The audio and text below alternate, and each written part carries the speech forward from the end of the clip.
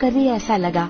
उनकी बातें सुनकर मैंने अपने पिताजी के कंधों पर सर रखा और अंकल का प्रचार सुनने लगी।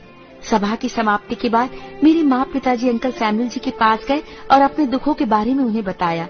मैं चल भी नहीं सकती थी, चुपचाप कुर्सी पर बैठी थी। अंकल मेरे पास आए। मैं झिझक रही थी।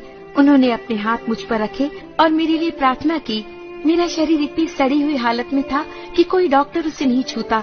शरीर से बदबू आती, बहुत बुरी बदबू आती। शरीर से पीप और खून बाहर रिस रहा था। मुझसे अपनी ये हालत बर्दाश्त नहीं हो रही थी। अपने आप से मुझे घिन आ रही थी। 2 साल तक मैं ऐसी हालत से गुजर रही थी। अंकल सैमुअल जरा सा भी नहीं झिझके। ये भी नहीं सोचा कि ये रोग कहीं उन्हें न लग जाए। उन्होंने परमेश्वर से प्रार्थना की और आशीष का तेल मेरे पूरे शरीर पर सिर से पांव तक मला। आज तक किसी को मेरे शरीर को छूने की भी हिम्मत नहीं हुई थी। आज इन्होंने पूरे शरीर पर तेल मला, प्रार्थना की। मेरे मन में विश्वास जागा और इसी विश्वास और खुशी के साथ मैं घर लौटी। 3 दिनों में ही चंगाई नजर आने लगी। न जाने कितने डॉक्टर के पास गई, न जाने कितनी दवाइयाँ खाई, लेकिन अब तक कोई फायदा नहीं हुआ था। लेकिन जब अंकल सैमुअल ने मुझे छुआ, मेरे लिए प्रार्थना की, तेल मेरे शरीर पर मला, तो 3 ही दिनों में मुझे चंगाई मिली। ये एक चमत्कार था। धीरे धीरे फुंसियाँ कम होने लगी।